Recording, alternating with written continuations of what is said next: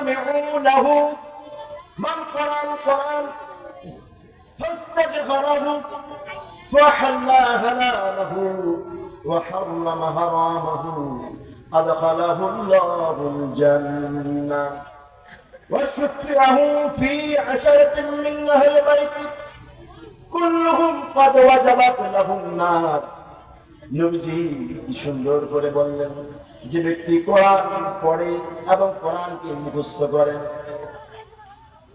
কোরআন যেটাকে হালাল করেছেন সেটাকে হারাম বলে মেনে নিয়েছে কোরআন যেটাকে হারাম করেছেন সেটাকে হারাম বলে মেনে নিয়েছে আজকে আমাদের সমাজে প্রিয় ভাইরা সুদ হালাল না হারাম ছোট করে বলেন হ্যাঁ আমাদের সমাজে ঘুষ হালাল না হারাম আমাদের সমাজে যৌতুক হালাল না হারাম কিন্তু হারাম জানার পরও আমাদের সমাজে ঘুষ চালু আছে না নাই সুদ চালু আছে না নাই যৌতুক চালু আছে না নাই নবী সাল্লাল্লাহু আলাইহি ওয়াসাল্লাম বলেছেন কোরআন যেটাকে হালাল বলেছে সেটাকে হালাল বলে মেনে নিয়েছেন কোরআন যেটাকে হারাম বলেছেন সেটাকে হারাম বলে মেনে নিয়েছেন নবী সাল্লাল্লাহু আলাইহি ওয়াসাল্লাম বলেন আদখালাহুল্লাহুল জান্নাহ রব্বুল আলামিন তাদেরকে জান্নাতে প্রবেশ করাবেন সুবহানাল্লাহ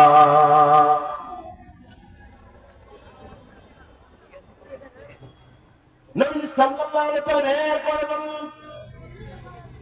ওয়াশফিআহু ফি 10 মিন আহলি বাইতিহি শুধু তাই নয় কোন মানুষ যদি তার সন্তানকে কোরআন পড়লেও না বানায় কোরআনের হাফেজ বানায় কোরআন যদি পড়তে শেখায় এই সন্তানকে হাফেজ বানিয়েছে কোরআন পড়িয়েছে মাদ্রাসায় পড়িয়েছে মুসিবতের দিন যেদিন কেউ কারো উপকারে আসবে না যেদিন কেউ কারো পক্ষে কথা বলবে না কারো কাছ থেকে কোনো বিনিময় নেওয়া হবে না কারো কাছ থেকে কোনো আদর নেওয়া হবে না কেউ কোনোদিন উকিলাতি করতে পারবে না সেই দিন মুসিবতের দিন কেউ যদি যখন উপকারে আসবে না ওই সময় মুসিবতের দিন আপনার এই সন্তান হাফেজ রব্বুল আলামিনের কাছে বলবে ওয়াশফিআহু ফি 10 মিন আহলি বাইতি হিসাব নিকাশের পরে যে মানুষগুলোর উপরে জাহান্নাম ওয়াজিব হয়ে গিয়েছিল সেই মানুষগুলোর ব্যাপারে আপনার এই সন্তান রব্বুল আলামিনের কাছে দোয়া করবে সুপারিশ করবে শাফাআত করবে রব্বুল আলামিন আপনার নবীজি আমাদের কাছে ওয়াদা করেছেন ওই মানুষগুলো যখন জাহান্নামে যাবে তাদেরকে ওই ছেলেটা ওই হাফেজ জাহান্নাম থেকে সুপারিশ করে জান্নাতে নিয়ে আসবে বলি সুবহানাল্লাহ এত ওয়াজ এত ফজিলত এরপর মানুষের মন বলে না কারণ তো আমরা এখন ভাইরালে পাবো টিকটকারও যদি আসতো এতক্ষণ মাঠে জায়গা হতেন মাগরিবের পর এক টিকটকারও আসতো মাস এই যে যারা দাঁড়িয়ে আছে এরা দাঁড়িয়ে থাকতো প্রিয় ভাইয়েরা আমার আসুন না আমরা কোরআন থেকে কথা বলি আল্লাহ রাব্বুল আলামিন এই কোরআন যারা কায়েম করতে চায় এই কোরআনকে যারা এই জমিনে প্রতিষ্ঠিত করতে চায় আল্লাহর বিধান দিয়ে যারা এই দেশটাকে চালাতে চায় চালাতে গিয়ে যারা বাধা দিবে যারা এটার বিরোধিতা করবে যারা এটা মানতে না বাধা দিবে মানে না রব্বুল আলামিন কোরআনুল কারীমে সূরা মাইদায় 54 নম্বর আয়াতে আল্লাহ তাআলা জানাই দিলেন ইয়া আইয়ুহাল্লাযীনা আমানু মান ইয়ারতাদ্দা মিনকুম আন দীনি আল্লাহ রাব্বুল আলামিন জানাই দিলেন হে মুমিনগণ তোমাদের মধ্যে যে ব্যক্তি এই কোরআনের আইন ভালো লাগে না কোরআন প্রতিষ্ঠিত হলে ভালো লাগে না দাড়িওয়ালা টুপিওয়ালাদের কাছে দেশ গেলে ভালো লাগে না হুজুররা দেশ চালাবে ভালো লাগে না আলেমরা দেশ চালাবে ভালো লাগে না, ইসলাম দিয়ে দেশ চলবে ভালো লাগে না, কোরআন দিয়ে দেশ চলবে ভালো লাগে না, ইসলামের রাজনীতি যদি প্রতিষ্ঠিত হয় ভালো লাগে না। এই সময় ওই সমস্ত মানুষগুলো ডাক দিয়ে বলবে রব্বুল আলামিন তাদের ব্যাপারে বলছে, এই সমস্ত মানুষগুলো যাদের ভালো লাগে না, যাদের দাড়ি ভালো লাগে না, যাদের টুপি ভালো লাগে না, যাদের জুব্বা ভালো লাগে না, যাদের কোরআনের আইন ভালো লাগে না, কোরআনের আইন দিয়ে চোরের হাত কেটে দাও, জেনার শাস্তি করো। এরপরে যারা অন্যায়ভাবে মানুষকে হত্যা করবে তাদের বিচার করো। এই বিষয়গুলো যাদের মনে যারা মানতে চায় না তাদের ব্যাপারে রব্বুল আলামিন বলছেন, এই সমস্ত মানুষগুলো যাদের ভালো লাগে না তারা বলবে আমরা দিন থেকে বের হয়ে গেলাম। এটা তো আমাদের দেশে চলে না, এটা মানা যায় না, মানতে পারি না। এরা শুধু মনে করি শুক্রবার মসজিদে জুমার নামাজ পড়াই ধর্ম, দুই ঈদের নামাজ পড়াই ধর্ম, জানাজার নামাজে যাওয়াই হলো ধর্ম, অন্যান্য গুলো ধর্ম নাই।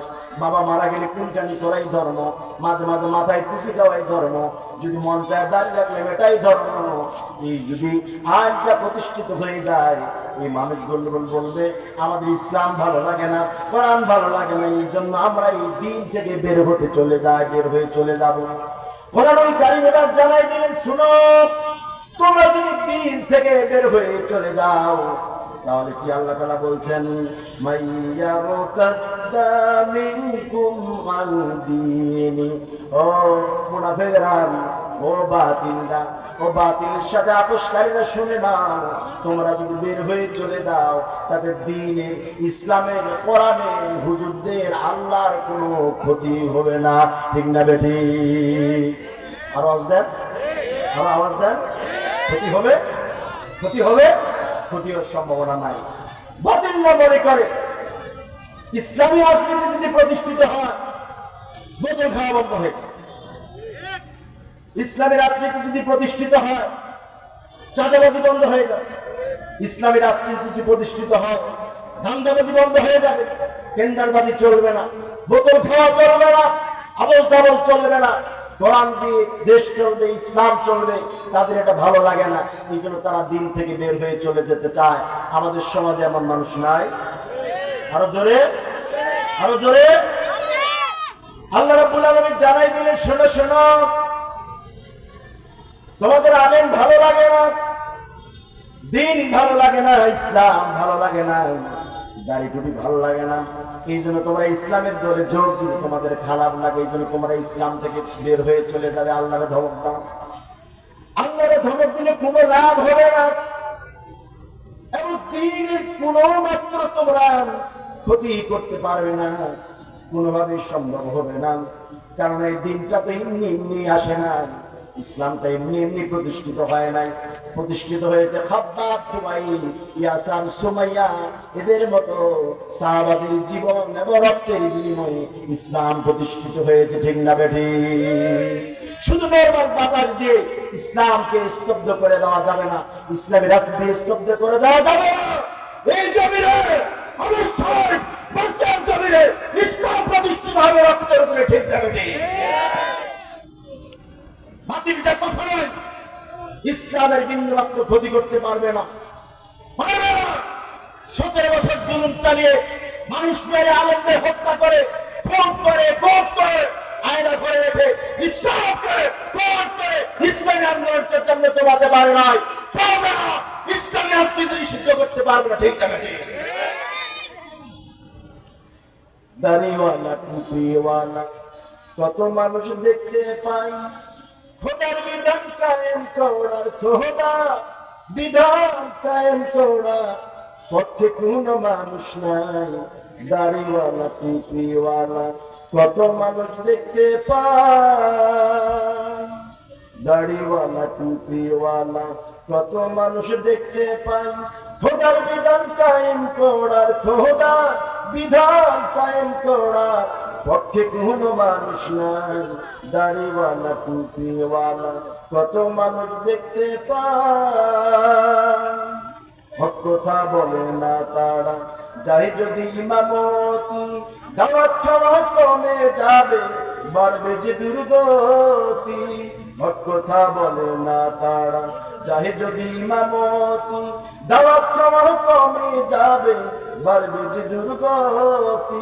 রিজিকের মালিক যে খোদা, রিজিকের মালিক যে খোদা, এটা তাদের বিশ্বাস নাই। দাড়িওয়ালা টুপিওয়ালা কত মানুষ দেখতে পায়। হ্যাঁ প্রিয় ভাইয়েরা আমার, আল্লাহ রাব্বুল আলামিন এরপরে জানাই দিলেন, তোমরা যদি দিন থেকে, ধর্ম থেকে বের হয়ে যাও, তাহলে দিনের বিন্দু মাত্র কোনো ক্ষতি হবে না। কেউ যদি হেদায়েত প্রাপ্ত হওয়ার পর যদি দিন থেকে বের হয়ে যায়, খারিজ হয়ে যায়, ও মুসলমান, তোমাদের জন্য পড়া কোপা। আল্লাহ রাব্বুল আলামিন কোরআনুল কারীম এরপরে জানাই দিলেন, আল্লাহ তাআলা বলছেন, ফাসাউফা ইয়াতিল্লাহু বিকাওম। আল্লাহ রাব্বুল আলামিন জানাই দিলেন, শোনো, তোমরা যদি দিন থেকে বের হয়ে যাও, মার খাওয়ার পর যদি মনে করো কিছু হয় নাই, আমরা বাতিলদেরকে আবার পুনর্বাসন করব, তোমরা যদি মনে করো কিছুই হয় নাই, তাদেরকেই লাগবে আমাদের আবার, এই সমাজ চালাতে গেলে, দেশ চালাতে গেলে তাদেরই লাগবে। কোরআনুল কারীম বলছে, না না না, যদি এমন চিন্তা ভাবনা করো, তাহলে আল্লাহ রাব্বুল আলামিন তোমাদের আগে একটা ওয়াদা করে রাখছে, সেটা হইল ফাসাউফা ইয়াতিল্লাহু বিকাওম। আল্লাহ রাব্বুল আলামিন তোমাদের পরিবর্তে আরেকটা কওমকে অচিরেই ক্ষমতায় বসায়া দেবে।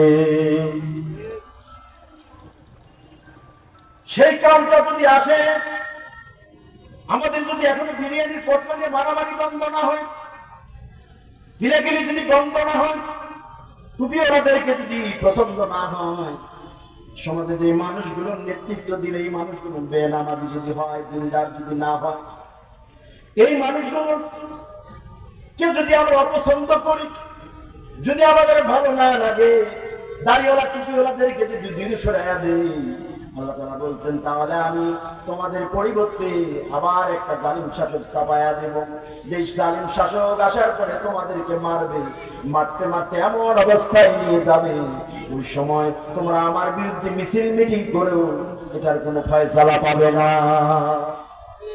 আল্লাহু আকবার বলেন তো। হাত ছাড়া না, হাত সহ।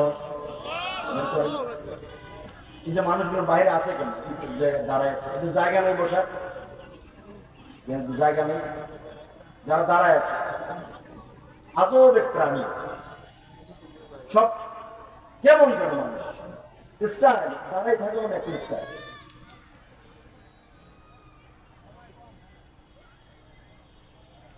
প্রিয় ভাইয়েরা আমার, মনোযোগ দিন, যারা আসছে তারা, সমস্যা নেই, কোনো সমস্যা নেই, থাকেন। প্রিয় ভাইয়েরা আমার, আল্লাহ রাব্বুল আলামিন বললেন, তোমরা যদি ইসলামের রাজনীতিকে পছন্দ না করো, তাহলে তোমরা যদি ঘৃণা করো, দাড়িওয়ালা টুপিওয়ালাদের যদি ঘৃণা করো, আর যদি ভালো না লাগে, তাহলে আমি তোমাদের উপরে একজন আরেকজন শাসক চাপায়া তবে নির্দিষ্ট করে রাখছি।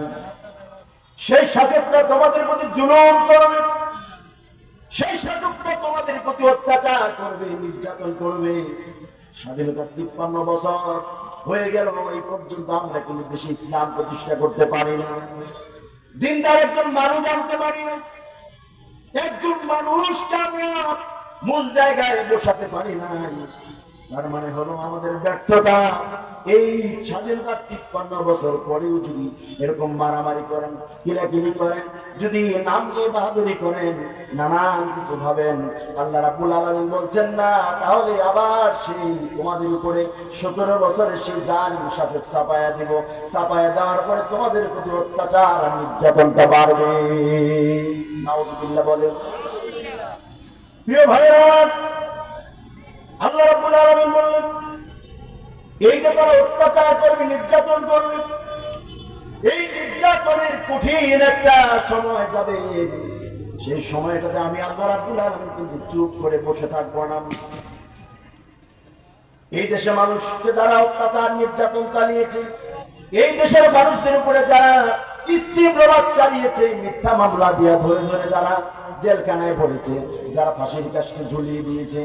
এরপরে কিন্তু এই দেশে ওলামায়ে কেরাম শত বাধার মধ্যে কুলিয়ে দেশের মানুষদেরকে বুঝিয়েছে যে কোরআনের বিরোধিতা করো না, ইসলামের বিরুদ্ধে আইন পাশ করো না, ইসলামের বিরোধিতা করো না। কিন্তু তারা মানলেন না। কিভাবে? ওই যে নবীজি সাল্লাল্লাহু আলাইহি সাল্লাম বাইতুল্লাহ চত্বরে বসেছিলেন, এমন সময় অপর দিকে বাইতুল রাবিয়া মক্কার মধ্যে সবচেয়ে প্রবীণ এবং ব্যারিস্টার বুদ্ধিজীবী মানুষ বসে আছেন। অপর দিকে কাফিরদের একটা গ্রুপ বসে আছে। হঠাৎ করে বাইতুল রাবিয়া কাফিরদের কাছে গিয়ে বলছে, শোনো, তোমরা যে এত বোঝালে মুহাম্মদ সাল্লাল্লাহু আলাইহি সাল্লামকে কোনো কাজ হলো না, তাহলে আমাকে একবার দায়িত্ব দাও, আমি গিয়ে দেখি একটু বোঝাই কি হয়। তারপরে বললেন, ঠিক আছে, আপনি মুরব্বী মানুষ যান। হেঁটে হেঁটে তাদের কাছে গেলেন, নবীজি সাল্লাল্লাহু আলাইহি ওয়াসাল্লাম গিয়ে বলেন, ভাতিজা, তুমি যে দিনের দাওয়াত দিচ্ছ, এটার যদি তোমার কোনো উদ্দেশ্য থাকে তাহলে আমাদের বলো, আমরা তোমার ব্যাপারে কোনো কাজ করি। নবীজি চুপ করে শুনে রয়েছেন। উতবা ইবনে রাবিয়া ডাক দিয়ে বলছে, কিছুই তো তুমি বললে না, তাহলে শোনো, তোমার ব্যাপারে আমাদের পক্ষ থেকে 5টা প্রস্তাব রয়েছে। 1 নাম্বার প্রস্তাব, তুমি যদি মক্কার নেতৃত্ব পেতে চাও, নেতা হতে চাও, তাহলে বলো, আমরা সকলেই ভোট দিয়ে তোমাকে নেতা বানায় দিব। দিনের ভোট যেমনি রাত হয়েছে এমনি ভোট দিয়ে বানায় দিব। তুমি যা বলবে এই কথাটাই মক্কার মানুষ একক চিত্তে এক বাক্যে বলবে। তুমি যেটাই ফয়সালা দিবে এই ফয়সালাই শেষ, তোমার উপরে আর কেউ ফয়সালা দেবে না। 2 নম্বর হলো, তুমি যদি মক্কার বাদশাহী হতে চাও, বাদশাহী পেতে চাও, তাহলে বলো, তাহলে আমরা সকলেই মিলে তোমার মক্কার বাদশাহ বানিয়ে দিব। তারপর তুমি তোমার এই দিনের দাওয়াত বন্ধ করো। 3 নম্বর হলো, এটাও যদি না হয়, তাহলে তুমি যদি মক্কার সবচেয়ে ধনাঢ্যবান হতে চাও, তারপরে বলো, তোমার মক্কার ধনাঢ্যবান বানিয়ে দিব। 4 নাম্বার হলো, তোমার যদি এটাও না হয়, মক্কার কোন ধনাঢ্য ফ্যামিলিতে তুমি বিবাহ করবে, তাহলে বলো, এমন এমন ফ্যামিলি আছে যার কাছে তুমি প্রস্তাব দিতে পারো না, তার কাছে গিয়ে আমরা তোমার ব্যাপারে প্রস্তাব দিব, বিয়ে শাদীর ব্যবস্থা করবো, তুমি কি রাজি আছো? নবী সাল্লাল্লাহু আলাইহি ওয়াসাল্লাম কথা বলেন না। 5 নাম্বার বললেন। 4 নাম্বারটা যদি তোমার ভালো না লাগে, তাহলে 5 নাম্বারটা হলো, তোমার যদি জিনে ধরে, ভূতে ধরে, আসর করে, তাহলে বলো, আমরা সকলেই মিলে, তুমি চিকিৎসা করাতে পারছো না, তাহলে সকলেই মিলে চাঁদা কালেকশন করে তোমার বিদেশ গিয়ে চিকিৎসা করাবো, টাকা দিব, পয়সা দিব, দূর থেকে ডাক্তার কবিরাজ নিয়ে আসবো। যদি তুমি বলো রাজি আছো, তাহলে আমাদের বলে দাও, আমি গিয়ে তাদের সাথে কথা বলে সব আইনগুলো পাশ করে দিব। আওয়াজ দিয়ে বলে, নবীজি 5টা প্রস্তাব মেনেছেন? হ্যাঁ, আরো জোরে। নবীজি মানলেন না। নবীজি সাল্লাল্লাহু আলাইহি ওয়াসাল্লাম কোরআনুল কারীমের সূরা হামিম সিজদা 41 নম্বর সূরা প্রথম থেকে তেলাওয়াত শুরু করলেন। শুরু করে হামিম পড়া শুরু করলেন। 13 নম্বর আয়াত পর্যন্ত যখন গেলেন, নবী সাল্লাল্লাহু আলাইহি ওয়াসাল্লাম যখন পড়তেছিলেন, ফাইন আরাদু ফাকুল আনযারতুকুম সাইকা সাইকাতি আদি ওয়া সামুদ। এই আয়াতটা যখন পড়ছিলেন, উতবা ইবনে রাবিয়া নবীজি মুখটা জড়ায় ধরলেন। নবীজি বললেন, জড়ায় ধরলে কেন? উতবা ইবনে রাবিয়া বলছে, আপনি যা বলবেন তাই কবুল হয়ে যাবে, কারণ আপনি তো আলামী, আপনি তো সাদিক, আপনি যাই বলবেন তাই কবুল হয়ে যাবে। এই কথা যখন বললেন, নবীজি বললেন, মুখটা ছেড়ে দাও। উতবা ইবনে রাবিয়া বলছে, বলো না, কারণ অর্থ হলো, হে নবী, তাদেরকে আপনি বুঝাইয়া দেন, আমি আদ এবং সামুদ জাতিকে বিরুদ্ধাচারণের জন্য যেভাবে ধ্বংস করেছি, মক্কার নেতাদের বলে দাও, যদি তারা এই আচরণ, এই বিরোধিতা যদি বন্ধ না করে, তাহলে আমি শেষ করে দেব। আল্লাহ রাব্বুল আলামিন এইভাবে ভয় যখন দেখালেন, উতবা ইবনে রাবিয়া নিষেধ করলেন, আর বলো না, কারণ তুমি বললেই তো কবুল হয়ে যাবে। এরপরে নবীজি এক এক করে 38 নম্বর আয়াত পর্যন্ত নবী সাল্লাল্লাহু আলাইহি ওয়াসাল্লাম তেলাওয়াত করে জানায়া দিলেন উতবা ইবনে রাবিয়াকে। ডাক দিয়ে বলছেন, চাচা আপনার যা শোনার আপনি শুনছেন, আপনি এখন আসতে পারেন। উতবা ইবনে রাবিয়া বললেন, তাই? উঠে চলে গেল। এই 13 নম্বর আয়াতে আল্লাহ রাব্বুল আলামিন জানিয়ে দিলেন, আদ এবং সমুদ জাতিকে যেভাবে আমি ধ্বংস করেছি সেভাবেই ধ্বংস করে দিব। পৃথিবীর মানুষ জানিয়ে রাখেন, যদি আপনি ইচ্ছে করে যদি ইসলামী রাজনীতির বিরোধিতা করেন, আপনি যদি কোরআনের বিরোধিতা করেন, আপনি যদি মাদ্রাসার বিরোধিতা করেন, আপনি যদি মসজিদের বিরোধিতা করেন, আপনি মাহফিল হওয়ার জন্য যদি নিষেধ করেন, আপনার কাছে যদি পারমিশন চাওয়ার লাগে, এই যে যদি জালিম আচরণ আপনি যদি আবার পুনরায় করার চেষ্টা করেন, আল্লাহ তাআলা আদ সামুদ জাতিকে যেভাবে ধ্বংস করে দিয়েছে, আল্লাহ সেই আল্লাহকে এখনোই আছে। আল্লাহ রাব্বুল আলামিন বলছে ধ্বংস করব। এমনই ভাবে গত 17 বছরে আল্লাহ রাব্বুল আলামিনের আলেম বান্দারা এক এক করে সবাইকে বুঝিয়েছে, হাত ধরেছে, পা ধরেছে, আলেম হত্যা করো না, বাড়াবাড়ি করো না, ইসলামের বিরুদ্ধে আইন পাস করো না, দাড়িওয়ালা টুপি ধরো না, টুপিওয়ালা ধরো না, আলেমদেরকে খুন করো না, আয়না ঘরে নিও না, হত্যা করো না, ফাঁসি দিও না, আমরণ দিও না, জানাজা ট্যাগ দিও না। ইচ্ছা করে শেষ পর্যন্ত আল্লামা দারুদ সাইদিকে তারা শহীদ করে দিয়েছে, ঠিক না বেঠি? আল্লাহ বলছে আমি ছেড়ে দেই, ছাড় দেই, ছেড়ে দেই না, এবার ধরি তোদের 14 গোষ্ঠী নিপাত করে দেই। 17 বছর বোঝালাম, বোঝালাম, এরপর আল্লাহ এবং তোরা করেছে 14 গোষ্ঠী উপরে আমি নিচে করাই দিয়েছে, ঠিক না বেঠি? আমার ভাইয়েরা, আল্লাহ রাব্বুল আলামিন এই জন্য জানাইয়া দিলেন, শোনো, তোমরা যদি এমন আচরণ করো তাহলে তোমাদের বিরুদ্ধে এমন হয়ে যাবে। কোরআনুল কারীম আল্লাহ তাআলা এই জন্য বলছে, ইন্না বাতুশা রাব্বিকা লাশাদীদ। আল্লাহর পাকড়াও এমন ভাবে করবে 14 গোষ্ঠী শুদ্ধ নিপাত হয়। যাদের এত সম্মান ছিল,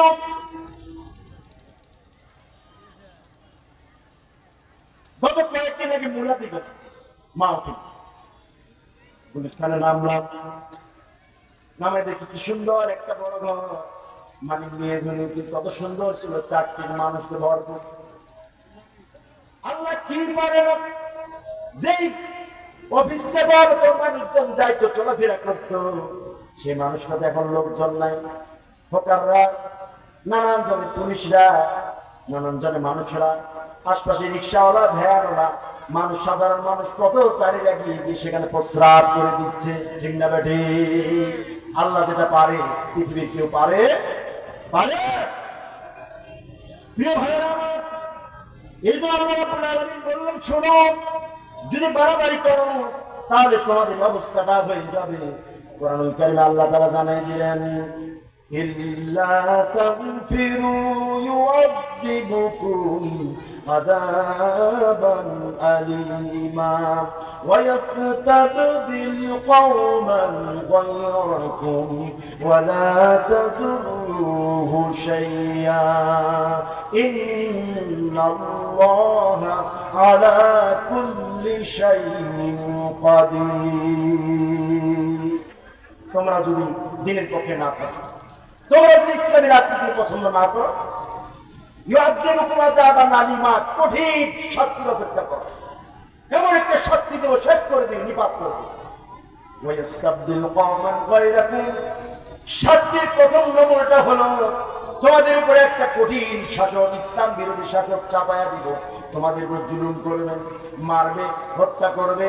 এরপরে কওমান ওয়াস্তাবদিল কওমান গায়রাকুম ওয়ালা তাদুরুহু শাইয়া, যখন তোমাদেরকে মারবে, হত্যা করবে, তখন তোমরা আমার বিরুদ্ধে মিছিল মিটিং করবা, মানববন্ধন করবা।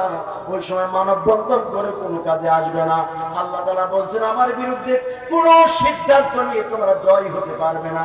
কারণ হলো আমি আল্লাহ রাব্বুল আলামিন হলাম ইন্নাল্লাহা আলা কুল্লি শাইইন কাদির।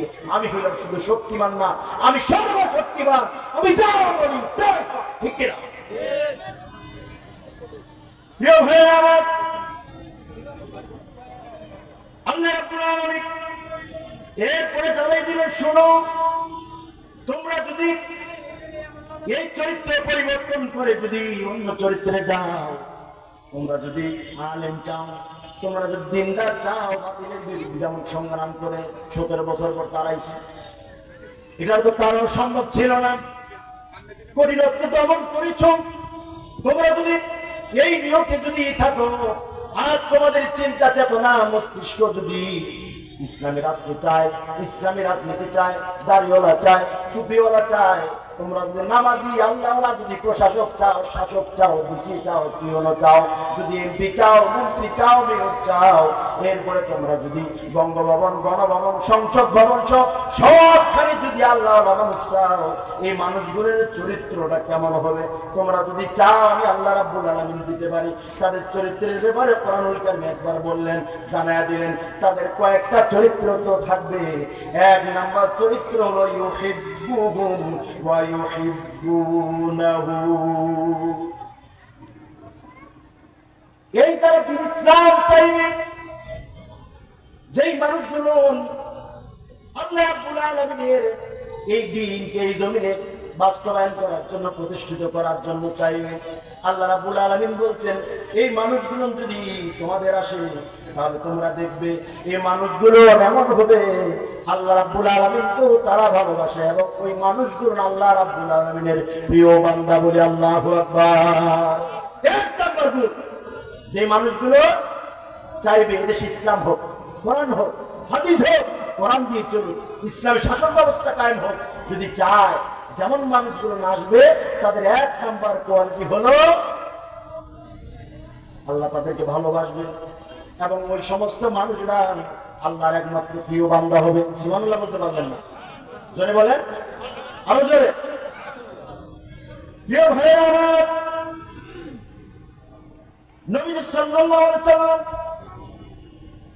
তার সাহাবীদের ঘটনা এমন, সাহাবারা এমন ছিল, আল্লাহ রাব্বুল আলামিন এই দ্বীনকে বাস্তবায়ন করার জন্য যারা চেষ্টা করেছে, তকবীর করেছে, আল্লাহ রাব্বুল আলামিন তাদের প্রতি কতটুকু রহমত করেছেন। আল্লাহ তাআলা বলছেন, শুনো শুনো, এই মানুষগুলোকে আল্লাহ রাব্বুল আলামিন অতি পছন্দ করে। এই মানুষগুলো এমন হবে, তারা রাসূলকেও পছন্দ করে, আল্লাহ রাসূল তাদেরকেও পছন্দ করে। কেমন হবে? কোরআনুল কারীম জানায়া দিলেন, কুল ইন কুনতুম তুহিব্বুনাল্লাহ ফাত্তাবিউনি ইউহিব্বুকুমুল্লাহ ওয়া ইয়াগফির লাকুম যুনুবাকুম ওয়াল্লাহু গফুরুর রহিম। যেই মানুষগুলো তাদেরকে ভালোবাসবে, আল্লাহ রাব্বুল আলামিন জানায়া দিলেন নবীকে, নবীজি জানায়া দেন, কুল ইন কুনতুম তুহিব্বুনাল্লাহ, যারা আল্লাহকে ভালোবাসবে, ফাত্তাবিউনি ওয়া ইউহিব্বুকুমুল্লাহ, এবং যারা অনুসরণ করবে। আর আল্লাহ রাব্বুল আলামিন বলছেন, কুল ইন কুনতুম তুহিব্বুনাল্লাহ, তারা যদি আমি আল্লাহকে ভালোবাসতে চাই, তারা সর্বপ্রথম যেন আপনার অনুসরণ করে, আপনার আনুগত্য করে। ফাত্তাবিউনি ইউহিব্বুকুমুল্লাহ, আল্লাহ রাব্বুল আলামিন জানাই দিলেন, এরপরে যদি আপনার অনুসরণ করে তাহলে আমি আল্লাহ রাব্বুল আলামিন তাদেরকেই ভালোবাসবো। বলি সুবহানাল্লাহ। শুধু ভালোবাসাই শেষ নয়, وَيَغْفِرْ لَكُمْ ذُنُوبَكُمْ وَاللَّهُ غَفُورٌ رَّحِيمٌ। আমি আল্লাহ রাব্বুল আলামিন তাদের তামাম জিন্দেগির গুনাহগুলো মাফ করে দেব। কেন মাফ করব? কারণ আমি আল্লাহ রাব্বুল আলামিন পরম দয়ালু, করুণাময়। বলি সুবহানাল্লাহ। দুই নাম্বার কোয়ালিটি হবে, আল্লাহ রাব্বুল আলামিন জানাই দিলেন, ওই সমস্ত মানুষগুলো যারা আল্লাহরও ভালোবাসবেন, ওই সমস্ত মানুষ আল্লাহর প্রিয় পাত্র হবেন। তাদের দুই নাম্বার কোয়ালিটি হলো আদিল্লাতিন আলাল মুমিনিন। ওই মানুষগুলো তারা মুসলিমদের প্রতি মেহেরবান থাকবে, তারা মুসলিমদেরকে ভালোবাসবে, দাড়িওয়ালাদেরকে ভালোবাসবে, টুপিওয়ালাদেরকে ভালোবাসবে। তাদের ভিতরে কোনো বৈষম্য থাকবে না, তাদের ভিতরে কোনো পার্থক্য থাকবে না, তাদের ভিতরে কোনো দলাদলি থাকবে না, তাদের ভিতরে এক আল্লাহর ভালোবাসা থাকবে, এক নবী রাসূলের ভালোবাসা থাকবে, এবং তারা সকলেই মুমিনদের প্রতি মেহেরবান থাকবে। কোথাকার আরো জোরে, আরো জোরে। কে কে ঘুমাচ্ছেন হাত তুলুন দেখি। কষ্ট হচ্ছে না? আরে কষ্ট হচ্ছে আপনাদের যে হুজুর কেমন হইল, মানুষজন নাই, হুজুর ওয়াজ করেই যাচ্ছে। আল্লাহু আকবার বলেন দেখবেন, আরেকবার বলেন জোরে, হাত তুলুন।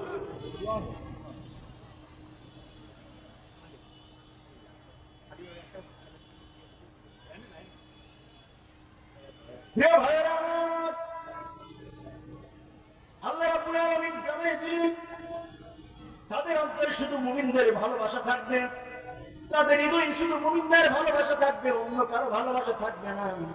যারা নামাজি হবে, যারা আল্লাহওয়ালা হবে, তাদের ভালোবাসাই থাকবে। তাদের কাছে মুমিনদের দাম, ইমানদারদের দাম বড়। প্রিয় ভাইয়েরা আমার, 3 নাম্বার কোয়ালিটি হলো আল্লাহ রাব্বুল আলামিন জানাই দিলেন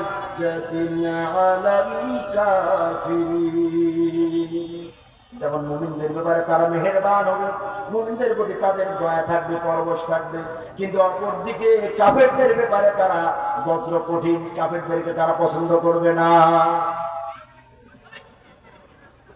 কাফেরদের বিরুদ্ধে তারা সব সময় বজ্র কঠিন, কাফেরদের কোনো কাজকে তারা প্রতিষ্ঠিত হতে দেবে না, কাফেরদের কোন এজেন্ডা প্রতিষ্ঠিত হতে দেবে না, কাফেরদের কোন কর্ম প্রতিষ্ঠিত হতে দেবে না। কাফেররা যদি ইসলামের বিরুদ্ধে রুখে দাঁড়ায়, আমরা যদি সংখ্যায় কম হই, লোকজন যদি কম থাকে, তারপর আমরা বাতিলদের বিরুদ্ধে এক। ঠিক না? ঠিক না?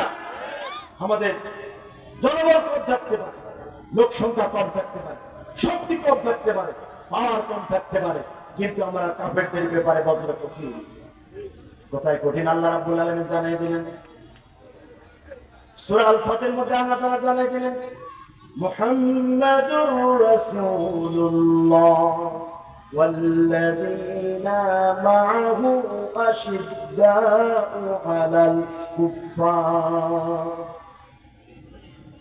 সারা পৃথিবীতে শুধু মুহাম্মদ রাসূলুল্লাহ সাল্লাল্লাহু আলাইহি ওয়াসাল্লাম রাসূল আপনার সম্মানকে নিচু করতে পারবে, সারা পৃথিবীতে আপনার নাম আছে। এরপরে দেখবেন কাফেররা যত মুমিনদের ব্যাপারে বিরোধিতা করে, তার চেয়ে দেখবেন মুমিনরা কাফেরদের ব্যাপারে বজ্র কঠিন। ছোট্ট একটা ঘটনা উল্লেখ করেছেন মুফাসসিরিনে কেরাম। হুদায়বিয়ার সন্ধিতে নবী সাল্লাল্লাহু আলাইহি ওয়াসাল্লাম ৬ষ্ঠ হিজরিতে মাত্র ১৪০০ সাহাবা নিয়ে শুধু উমরা করার জন্য রওনা দিলেন বাইতুল্লাহর দিকে। কাফেররা এসে বাধা দিল, নবীজি সাল্লাল্লাহু আলাইহি ওয়াসাল্লাম তাবু গাড়লেন হুদায়বিয়ার কূপে।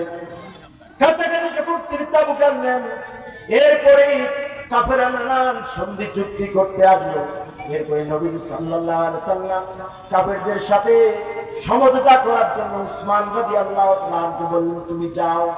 নবীজি সাল্লাল্লাহু আলাইহি ওয়াসাল্লামের অর্ডার অনুযায়ী যখন উসমান চলে গেলেন, যাওয়ার পরে উসমানের ব্যাপারে তারা গুজব রটিয়ে দিল, উসমানকে তারা হত্যা করেছে।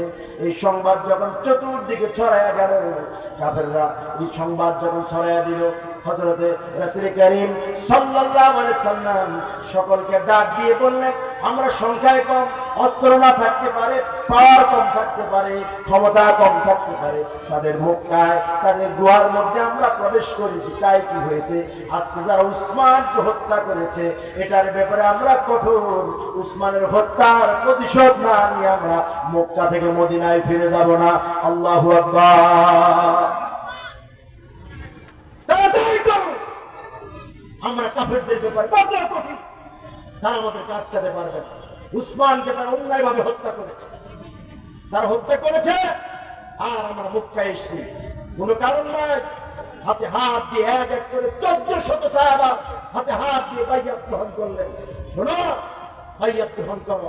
উসমানের রক্ত যারা ঝরিয়েছে, উসমানকে যারা শহীদ করেছে, তাদের বিরুদ্ধে আমরা বজ্র তৌহিদ রক্তের প্রতিশোধ না নেওয়া পর্যন্ত আমরা এই মক্কা ছাড়ব না। আল্লাহু আকবার। কাফেরদের সিদ্ধান্ত,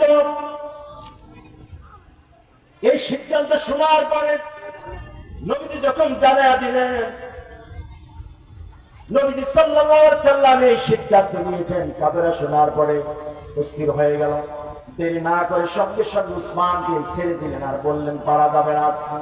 আমাদের দুয়ার কাছে এসেও তাদের এত বড় ক্ষমতা, আমাদের কাছে এসে আমাদেরকে এটা করার জন্য তারা বাইয়াত গ্রহণ করেছে। এই জন্য সারা পৃথিবীর বাইয়াত থেকে শিক্ষা হলো, সারা পৃথিবীর মানুষদেরকে জানায় দিয়েছে, কঠিন মুহূর্তে, ইসলামের কঠিন মুহূর্তে বাতিলটা যত শক্তিশালী থাকুক, পাওয়ারফুল থাকুক, যত ক্ষমতাশীল থাকুক, যতই কিছু থাকুক না কেন, কিন্তু আমাদের ঈমান তো আছে। আমরা আমাদের ঈমানের এই পাঠ দিয়ে বাতিলকে পরাজিত করবই, বলি ইনশাআল্লাহ। 4 নম্বর হলো আল্লাহ রাব্বুল আলামিন কোরআনুল কারীমে জানায় দিলেন, পৃথিবীর মানুষ তোমরা শোনো, তোমরা কি মনে করেছো শুধু তাই? এই 4 নম্বর আল্লাহ তাআলা কোরআনুল কারীমে জানায় দিলেন, ইউজাহিদুনা ফি সাবিলিল্লাহ। এই সমস্ত মানুষদের যখন আপনি জিহাদের ময়দানে নামেন, নবীজিকে অপমান করেছেন, কাশিমপুর মাঠে বিশাল সমাবেশ হবে, দেখতেন ইমামদাররা বসে থাকতে পারবেন। ইসলামের বিরুদ্ধে আইন পাস হয়েছে, কাশিমপুর বিশাল সমাবেশ হবে, মুসলমানরা বসে থাকবে না।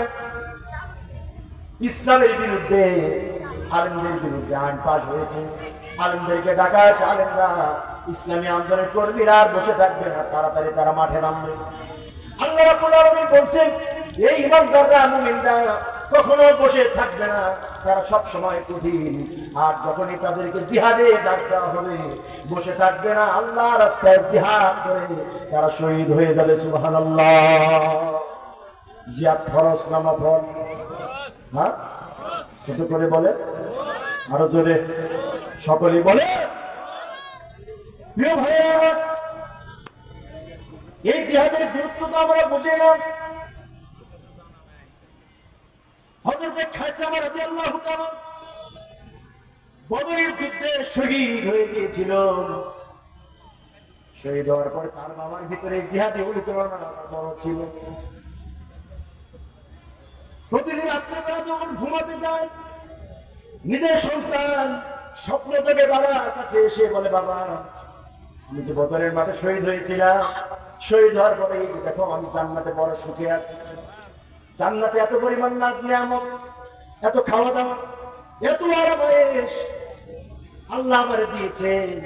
ও বাবা, তুমি কি এখনো আরামেশ চাও না? তুমি এখনো বসে আছো। হঠাৎ করে একদিন উহুদের মাঠে জন্ম ঘোষণা হয়ে গেল। নবীজির দরবারে হযরত খায়সামা রাদিয়াল্লাহু তাআলা চলে আসলেন। আসার পরে নবীজির কাছে বারবার বললেন, হুজুর আমি জিহাদে যেতে চাই, শহীদ হতে চাই। নবীজি বললেন, আপনি বুড়ো মানুষ, আপনার যাওয়ার দরকার নেই। নবীজির হাত ধরে পা ধরে অনুরোধ করে কতবার বললেন, নবীজি আমার একবার সুযোগ দেন। নবীজি সাল্লাল্লাহু আলাইহি সাল্লাম অবশেষে রাজি হলেন। খায়সামার বাবা উহুদের মাঠে গিয়ে কাফেরদের শত্রুদের ভিতরে ঢুকে তলোয়ারের আঘাতে আঘাতে তিনি শহীদ হয়ে গেলেন। বলে আল্লাহু আকবার। হযরত আমি আমার একটু যাবো, লেগে যাও।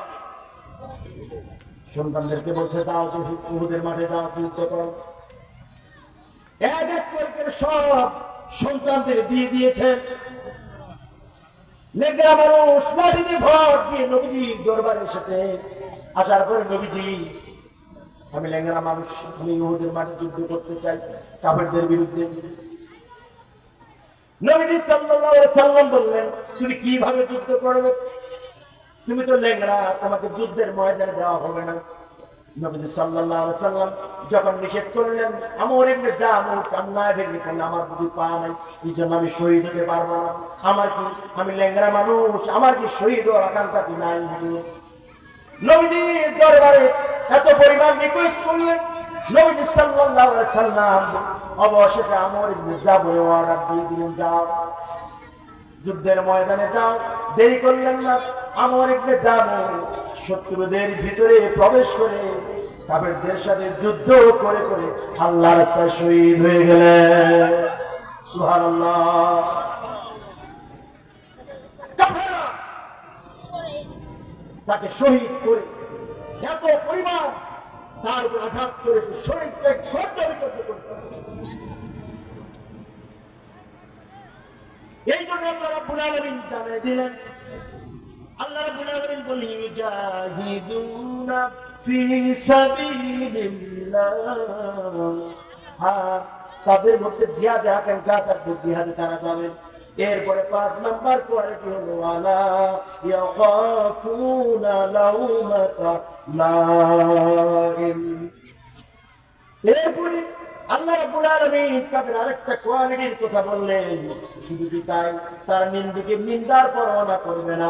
যারা নিন্দুক তারা যখন তারা নিন্দুকের তারপর নিন্দা করবে, তারা তাদের পরোয়া করবে না। নিন্দুকরা যায় বলে বলুক, আমার দাড়ি আছে তারা খারাপ বলছে, টুপি আছে খারাপ বলছে, আমি নামাজ পড়ি আমাকে খারাপ বলছে, আমি ইসলামী আন্দোলন করি আমাকে খারাপ বলছে, আমি পার্টিতে যাই আমাকে খারাপ বলছে, আমি মাহফিলে যাই আমাকে খারাপ বলছে, আমি সংগঠনের প্রোগ্রামে যাই আমাকে খারাপ বলছে, আমি দার্সের প্রোগ্রামে যাই আমাকে খারাপ বলছে, আমার স্ত্রীর দাড়ি পছন্দ করে আমি দাড়ি রেখেছি। নিন্দুকরা যা নির্যাতন যা যেভাবেই করো তারা করুক না কেন, নিন্দুকরা যতই নিন্দা করুক না কেন, তারা কখনোই মানবে না। রাজাকার বলবে সমস্যা নাই, জঙ্গি বলবে সমস্যা নাই, হুজুর বলবে সমস্যা নাই, মৌলবাদ বলবে সমস্যা নাই, জঙ্গি বলবে সমস্যা নাই, কারণ আমার একমাত্র উদ্দেশ্য কার জন্যে? আরো জোরে, আরো জোরে। আল্লাহ রাব্বুল আলামিন এরপরে জানাই দিলেন, আল্লাহ রাব্বুল আলামিন কোরআনুল কারীমে জানাই দিলেন, যালিকা ফাদলুল্লাহি ইউতিহি মান ইয়াশা ওয়াল্লাহু ওয়াসিউন আলীম। আল্লাহ রাব্বুল আলামিন জানাই দিলেন তাদেরকে, চিন্তা করো না, টেনশন করো না, পেরেশানি হয় না। আল্লাহ তাআলা বলছেন, শোনো শোনো, তিনি যাকে রিজিক দেন অপরিমিত দেন, যাকে ইচ্ছা বাড়ায়া দেন, যাকে ইচ্ছা কমায়া দেন। আর আল্লাহ রাব্বুল আলামিন হলেন, আল্লাহ তাআলা হলেন প্রচুর প্রাচুর্যের মালিক এবং মহাজ্ঞানী। তিনি কে? আরো জোরে, আরো জোরে। প্রিয় ভাইরা, আল্লাহ রাব্বুল আলামিন এরপরে জানায়া দিলেন, শোনো, এরপরে তাদের আরেকটা কোয়ালিটি হচ্ছে ইন্নামা ওয়ালিয়ুকুমুল্লাহু ওয়া রাসূলুহু। আল্লাহ তাআলা জানাই দিলেন, ওই সমস্ত মানুষের বন্ধু হলেন আব্বা আল্লাহ এবং রাসূল এবং মুমিনগণ। আর এই সমস্ত মানুষরা যাদের বন্ধু আল্লাহ এবং রাসূল এবং মুমিনগণ, তারা যদি ক্ষমতায় আসে, এই সমস্ত মানুষগুলো তাদের প্রধান শিডিউলটা হবে আল্লাযীনা আমানু, তারা হলো ঈমানদার, আল্লাযীনা ইউকিমুনাস সালাহ। এই সমস্ত মানুষগুলো নামাজ কায়েম করবে। এরা যদি ক্ষমতায় আসে, 1 নাম্বার এজেন্ডা সংসদে পাস করবে। আল্লাহ রাব্বুল আলামিন যা বিধান দিয়েছেন নামাজ, এই নামাজটাকে তারা প্রতিষ্ঠিত করবে বলে আল্লাহু আকবার। শুধু তারা সংসদে করবে না, সমাজে করবে, এলাকায় করবে, ইউনিয়নে করবে, গ্রামে করবে, শহরে করবে, যারা যেখানে পারবে তারা সবখানে নামাজ কায়েম করবে। ওয়াই উতুনা যাকাত, যাকাত কায়েম করবে। ওয়া হুম রাকিউন, নামাজের সময় হলে মসজিদে গিয়ে নামাজ পড়বে, সিজদা করবে। এই অর্ডারগুলো কার? আরো জোরে, আরো জোরে।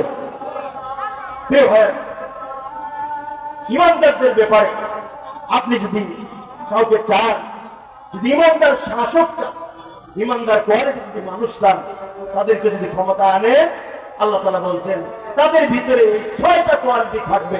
আমরা কি ইসলামী, আমরা কি চাই তারা আমাদের দেশে আসুক? আল্লাহ পাক কবুল করুন। জোরে বলে আমিন। আরেকটু জোরে। আমা তাওফীক ইল্লা বিল্লাহ।